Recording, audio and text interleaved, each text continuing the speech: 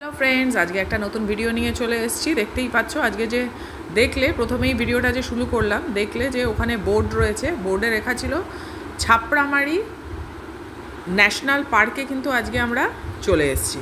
তো আমার সাথে এই ভিডিওটায় থাকো। এই ভিডিওটা কিন্তু অনেক কিছু ইনফরমেশান দিতে চলেছি আমি এই ছাপড়ামারি ওয়াইল্ড লাইফ স্যাঞ্চুরির ব্যাপারে। তো তোমরা সবাই জানো যে ওয়াইল্ড লাইফ স্যাঞ্চুরিটা, ছাপড়ামারির ওয়াইল্ড লাইফ স্যাঞ্চুরিটা রয়েছে তোমার ওয়েস্ট বেঙ্গলের জলপাইগুড়িতে এটা রয়েছে। এটা কিন্তু 1976-এ এই অভয়ারণ্যটাকে কিন্তু চেনা হয়েছিল, পরিচিতি লাভ করেছিল। আর এইটার কিন্তু একটা মেন ফিচার্স হলো, এটা কিন্তু গরুমারা জাতীয় যে আমাদের উদ্যানটা রয়েছে সেটার পাশেই কিন্তু এই ছাপড়ামারি অভয়ারণ্য তোমার অবস্থিত রয়েছে। আর তোমরা জানো যে এটা কিন্তু চালসা বলে যে জায়গাটা রয়েছে, চালসা আর লাটাগুড়ি থেকে 30 কিলোমিটার্স দূরে কিন্তু এই ছাপড়ামারি ওয়াইল্ড লাইফ স্যাঞ্চুরিটা কিন্তু রয়েছে।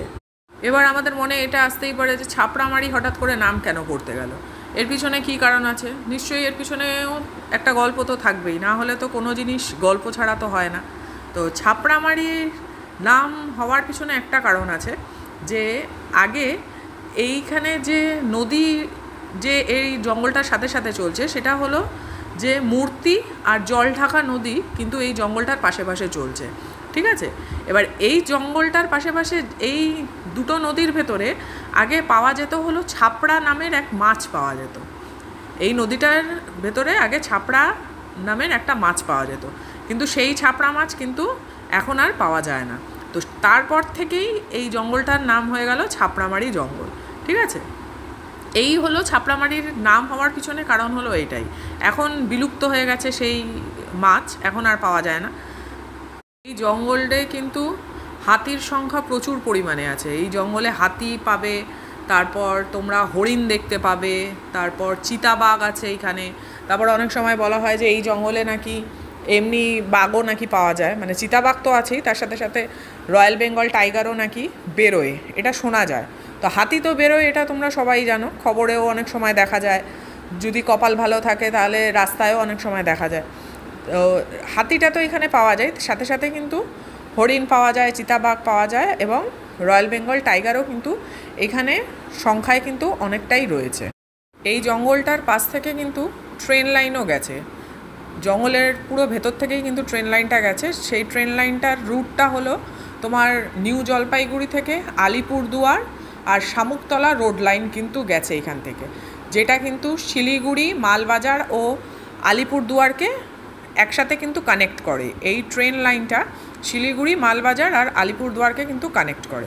তো শোনা যায় যে অনেক সময় যে এখানে কিন্তু হাতিদের এই রেলে অ্যাক্সিডেন্ট হয়ে অনেক হাতিই কিন্তু মারা গেছে।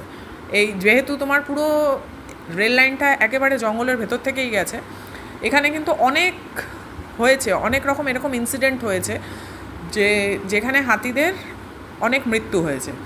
এখানে 2002 সালে কিন্তু শিলিগুড়ি আর আলিপুরদুয়ার ইন্টারসিটি এক্সপ্রেসে কিন্তু একটা মহিলা হাতিকেও মেরে দিয়েছিল, আর সেই হাতিটা মারা গেছিলো, আর দুটো দাতাল হাতি কিন্তু ইনজিওর্ড হয়েছিল।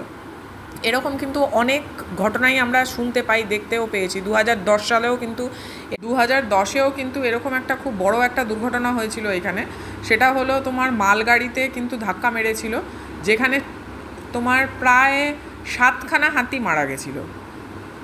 তো ইনফরমেশান দিতে দিতে দেখো তোমাদের সাথে রাস্তায় নেমে পড়েছি, তোমাদেরকে পুরো রাস্তাটা পুরো ফাঁকাই ছিল, খুব কম গাড়ি ফাড়ি এখানে যায়। তো এখানে দেখতেই পাচ্ছ মধ্যিখান রাস্তায় নেমে একটুখানি সেলফি টেলফি নিয়ে নিলাম আর কি। তো হ্যাঁ, যেটাই বলছিলাম, চলো গল্পতে ফেরা যাক। গল্প না, এগুলো কিন্তু সত্যিই ঘটনা।